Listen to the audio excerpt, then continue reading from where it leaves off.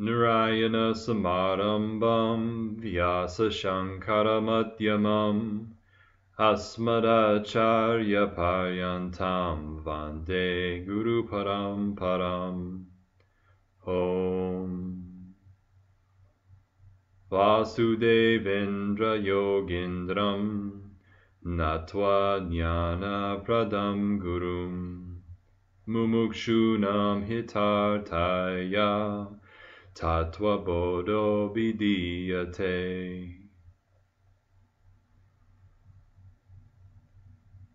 In the last couple of videos, we've started the part of Tattva Bodha that describes the not self. It's important to point out that the reason we need to do this is because you can't give a positive definition of the self. Meaning, you can't give a list of attributes for the self in order to describe it. You can't say that it's 2 meters tall, it feels like silk, it's shaped like a sphere, it smells like roses, and it tastes like sugar. We're not able to do that because the self is not objectifiable. It's not an object. So it isn't something that's available for perception. It's not something that can be sensed by the senses. So because of that, we have to talk about the self mostly in terms of what it isn't. We have to give a negative definition of the self. We have to say, this is what the self isn't. This is what the self isn't. This is what the self isn't. And that's the whole purpose here of the anatma or not self teaching. We are describing at great length what the objects are, what the 3 bodies are, for instance, in this part of the text, because it's not just good enough to say, well, there's the self and there's objects. We need to give a thorough definition of what objects are in order to be able to recognize them more clearly and discriminate them from the self. So at this point, we've given a detailed description of the gross body, the stula sharira, and also a description of the subtle body, the sukshma sharira. Now, one thing that you can tell about these 2 bodies, the gross body and the subtle body, is that you did not personally create them. It's fairly obvious that you did not create your own body. It's not like you were sitting there staying up late the night before you were born and you were programming in all of your features, okay? It wasn't like, okay, I'm going to have light skin and brown hair, and I'm going to make myself have blue eyes, and I'm going to be a male. It's not like that sort of thing happens. Okay? It's just that one day your body appears in you, appears to you. It's presented to you, if you want to use that language. You can tell that you are not the one who created your own body. Similarly, if you observe your subtle body or your mind, you can also see that you didn't create that either. From moment to moment, your mind really is just a string of thoughts, whether it be a thought of a perception, like a sight or a sound, whether it be a memory, whether it be a feeling, emotion, whether it be a doubt, whether it be the process that your mind performs to determine a course of action in a doubt, weigh 2 alternatives and come to a conclusion. Whether it be any of those things, that's basically what your mind is. It's just a continuous string of various thoughts. And if you take a look at those thoughts, you can see that you are not creating those thoughts. They continuously appear in you. And one of the proofs for that is that if I were to ask you what you're going to think in 5 minutes, for instance, you really wouldn't be able to say, because you're not sure what exactly is going to pop up in your mind 5 minutes from now, or 10 minutes from now, or tomorrow, etc. The point is that these thoughts continuously appear to you, and you are not personally creating them. Okay? Either as the body and mind, you're not creating them, or as the self. And we're going to explain that in just a moment. So, seeing as the body, the gross body, is not created by you, and the mind is not created by you, then of course the question arises, well, where are they coming from? What creates the subtle body? What creates the gross body? What is their cause? Is it me? Is it the self? Well, let's go to the scripture here and see what it has to say. I'm picking up here under the heading, the causal body, if you're following along in the text. So it says, what is the causal body? It is indefinable, beginningless ignorance, free of forms and divisions. It is the cause of the subtle body, the gross body, and ignorance of one's true nature. So, we have this question. What's the cause or the creator of the gross body and the subtle body? The text here says it's the causal body. They are coming from the causal body. Now, how exactly can that be? How is it possible for the causal body to create? We'll discuss that in just a minute. First, I want to make the point here to say that if you can tell that you as the person, meaning the body and mind, are not creating the body and mind itself, you could say, well, is the self creating? And now, through this verse in the text, it's making it very clear that the self is not the creator of the body and mind. As we've discussed before, you, the self, are free of all duality, and you're free of all action. If you think about it, when you have creation, there has to be at least the bare minimum duality of the creator and what is created. So from the perspective of who you really are, from the perspective of the self, then there is no duality. If you're looking at things from the point of view of the self, then there's only the self, and the self is non-dual. So since there's no actual duality in you, in the self, then you can't be a creator, because there is no creator and creation. There's only the self. So it's important to point that out right off of the bat, to say that, okay, well, the body and the mind didn't create themselves. Okay, that much is clear. But you, the self, did not create the body and mind either. You are free of duality, so there's no duality of creator and creation in you, and you are free of all action. So it's not as if you're performing the act of creation. Of course, that raises another question, which is, well, okay, if there's no duality, if there's only the non-dual self, then how can we even say that there is a cause or creator of the subtle body and the gross body? How can that even be? And we can answer that question by looking at the second part of this verse when it defines what the causal body is. It says, it is indefinable, beginningless ignorance, free of forms and divisions. Now, let's take up the part where it says that the causal body is ignorance first. We just asked, well, in a non-dual reality, how can we have creation? How is that even possible? The only way that creation is possible is through ignorance, meaning where there's only you, the non-dual self, ignorance of the self, ignorance of what the self is, allows there to be a misunderstanding.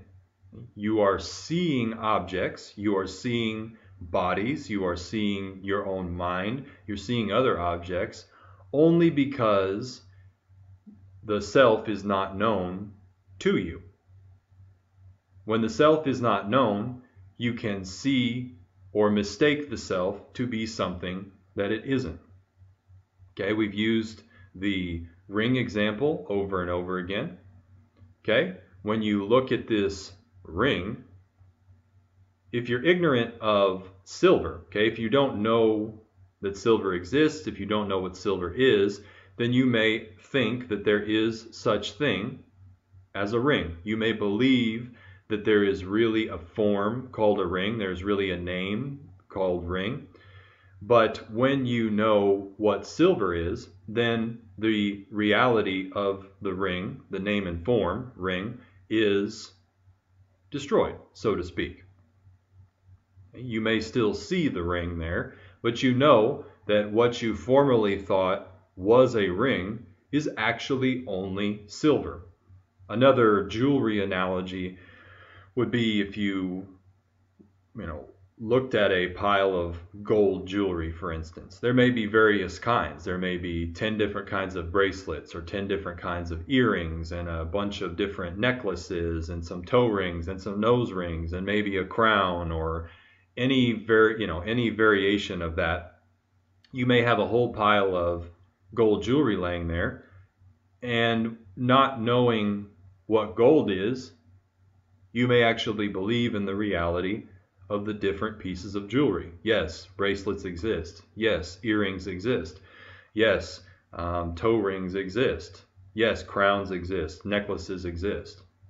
However, when you know what gold is, you realize that despite the appearance of the different pieces of jewelry, all that you're ever really looking at is gold. Where it looks like there's a bunch of different varieties of jewelry, there's really only gold. You can only have the belief in the reality of those different pieces of jewelry by virtue of ignorance of gold. And that's a similar situation when we're talking about the creation of the body and the mind, of the gross body and the subtle body. We're saying, well, in a non-dual reality, how is it possible to have the creation of these objects? It's only through ignorance. When we don't know what the self is, we don't know the nature of the self, we don't know that the self is non-dual, we don't know that we are the self. When that is in place, when that ignorance is operating, then we see the objects and believe that those objects actually exist and that they are inherently different from one another. However, all that's really there, similar to the silver ring or all of the golden jewelry, all that's there when we actually see objects is really only consciousness. Only through ignorance do we see, meaning believe, that the objects are something other than consciousness. We think through ignorance that there is a existence of objects and that the objects are something other than what they are. And that's the only way that creation is possible, is because of this ignorance. And this ignorance is the subtle body, the ignorance is the nature of the causal body. Now, it's important to say that where we can actually see the gross body and experience the subtle body, we can't actually see or directly experience the causal body. We only know that the causal body is there through inference, For instance, we know that we didn't create the gross body. We know that we didn't create the subtle body. So we have to infer that there is a cause apart from the gross body and the subtle body. So we know it's there inferentially through that. We can see that, for instance, our thoughts are just appearing to us. So again, we just have to infer that there is a cause for those thoughts. They have to be coming from somewhere. And again, this is the causal body. Now, the causal body is not directly experienced. I'll repeat that. Only its effects. We know that the causal body is there. We can infer the contents of the causal body, so to speak, from its effects, from the things it produces. It's producing the body, it's producing the thoughts and the mind. So we can infer what the contents of the causal body are by its effects. So the causal body then contains the potential for all of the bodies. It contains the potential for all of the thoughts. We will talk about this topic more when the text gets to Ishvara and Maya, but we will briefly touch on it here. What we're going to say right now, I'm just going to say this and then I'll explain it in a later video, is just that the causal body contains the potential for all objects. The way that a seed contains the potential for the tree or the plant that is going to grow out of it. When a tree is in a seed, just the information, just the raw material is there in the seed, but the tree itself has not become manifest. And the causal body you can think of as a seed. And in that seed is contained the information or all of the material for all minds, all bodies, all objects. They are unmanifest in the causal body, and then they become manifest as the contents of your mind, as the attributes of the body, as the external world. And how exactly that happens, the process of that, we'll talk about in the discussion of Maya later on in the text. So we'll leave that for now.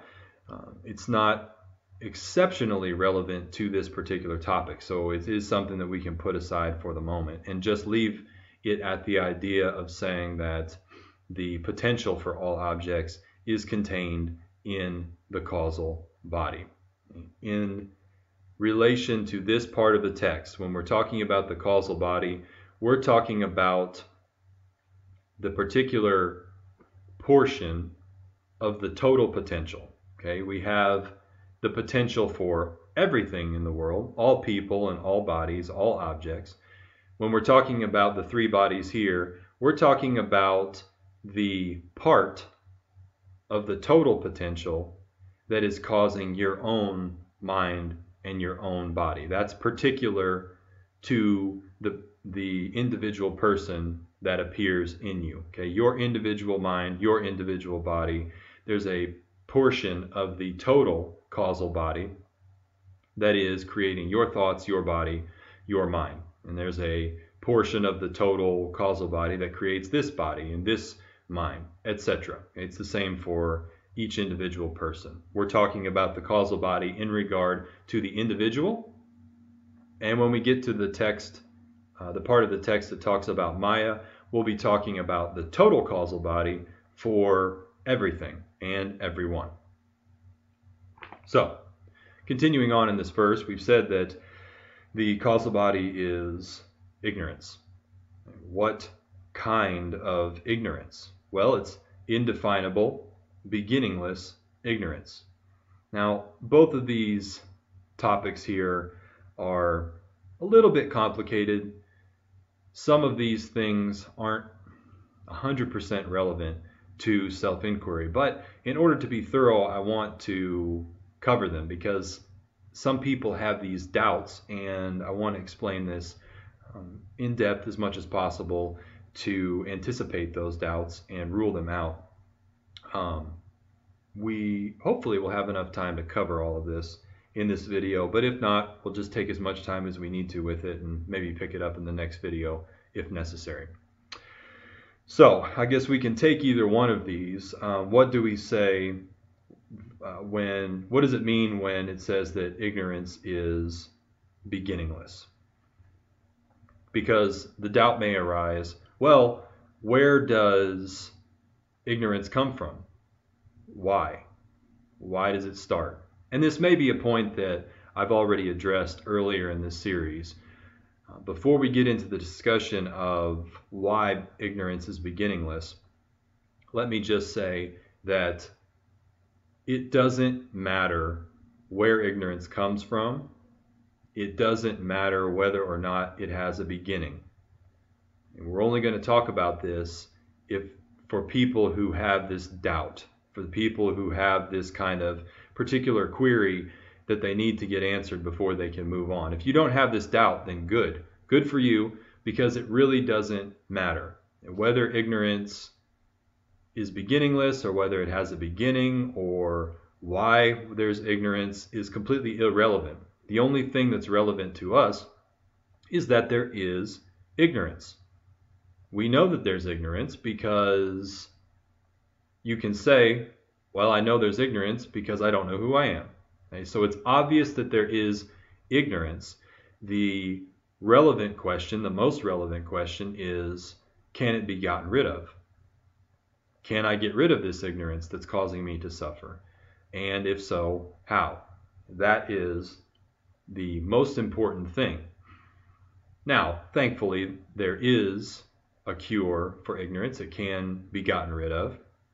And that is really something that you should focus on instead of trying to figure out where ignorance came from, because it really doesn't matter. Knowing where it came from isn't going to help you get rid of it anymore. Okay, you've got the teaching of Vedanta that's showing you how to discriminate. That's going to get rid of ignorance. So again, if you have this doubt, that's why I'm going to explain this. If you don't have this doubt, then good. Okay? We don't want people getting too hung up on this issue because there's no answer to it. And even if there is an answer to it, it's not going to aid you in your inquiry at all. So, why do we say that ignorance is beginningless? Well, if you kind of think about it logically, how could we say that ignorance didn't exist previously? Okay, so we say ignorance had a beginning. Well, if ignorance has a beginning, then it has a prior non-existence. Okay? So, if we say that ignorance was non-existent at one time, how can something that's non-existent become existent? It can't, because those are two contrary states of being. You can't have something be non-existent and existent. Okay? It's either non-existent or it's existent. You can't have both. So one of the popular analogies for this is to say it's like the son of a woman who cannot have children, the son of a barren woman. So we can obviously say that a woman who can't have children, her son or her children are non-existent. There's no potential there for them to be. It's not possible. So how can something that's non-existent like that ever come into existence? It can't. Something that's non-existent by nature, if that is what it is, then it's always non-existent. Something that's existent, if it truly exists, is always existent in that sense. So we can't say that ignorance has a beginning, because if it has a beginning, it had a prior non-existence, and something that does not exist can't suddenly start existing.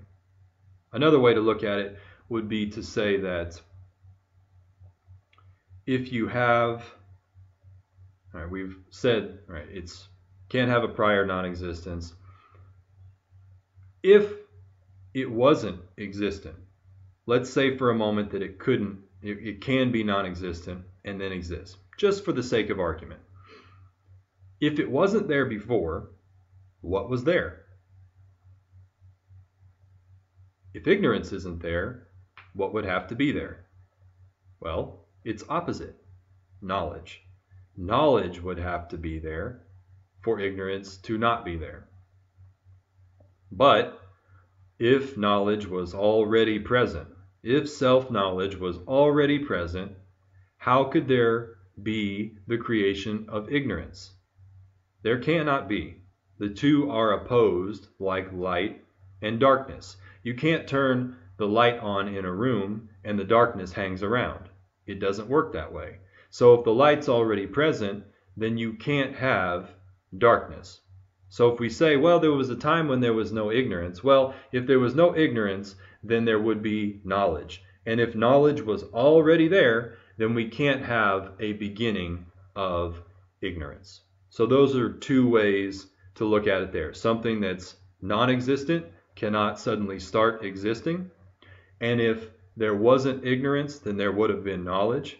And if knowledge is already present, you can't have the creation of ignorance.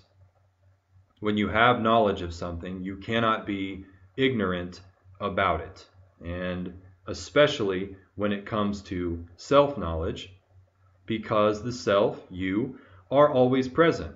When you know that you're the self, it's not like the self can disappear and you forget about it. You may be able to learn something about an object in the world, and then later when that object disappears, you may kind of forget about it, possibly. It's possible to forget that kind of knowledge, that's true. But in regards to self-knowledge, what we're saying is that you're always the self, and the self is always present. So once you know what the self is, and once you know that you are the self, it's not something that can be forgotten, because the self cannot go away. It cannot disappear, unlike certain objects that you may learn about in the world and then forget about later. So if knowledge of the self is present, ignorance of the self cannot ever come back. And that's a good thing. If anyone has that doubt of, well, what if I get moksha? What if I get enlightenment? What if I get self-knowledge? Is it possible for me to become ignorant again? And the answer is no. Once you have firm, clear, doubt-free knowledge of who you are, it's not possible for the ignorance to return. And so that ties into the next part of the text here, this next description of the causal body. We've talked about how it's beginningless.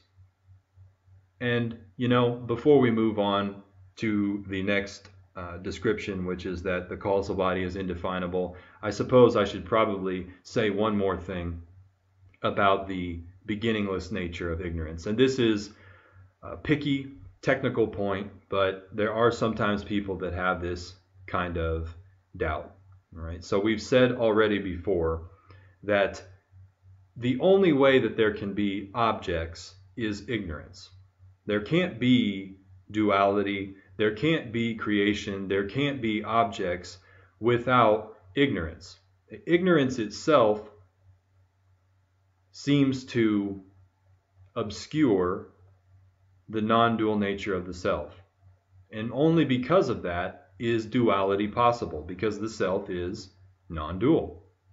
Okay, so through being ignorant of what the self is, then the appearance of duality is possible. You can see duality and think that it's there, even though it's really only non-dual consciousness.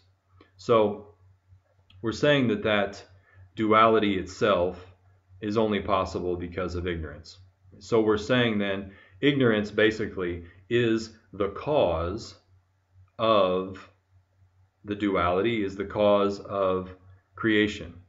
Now, without duality, can you have the idea of cause and effect? Can you have the idea of beginning and end?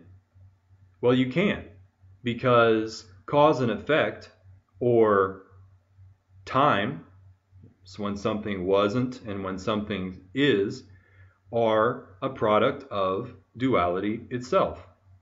Okay? When we say, when did ignorance come to be? When is a question of time.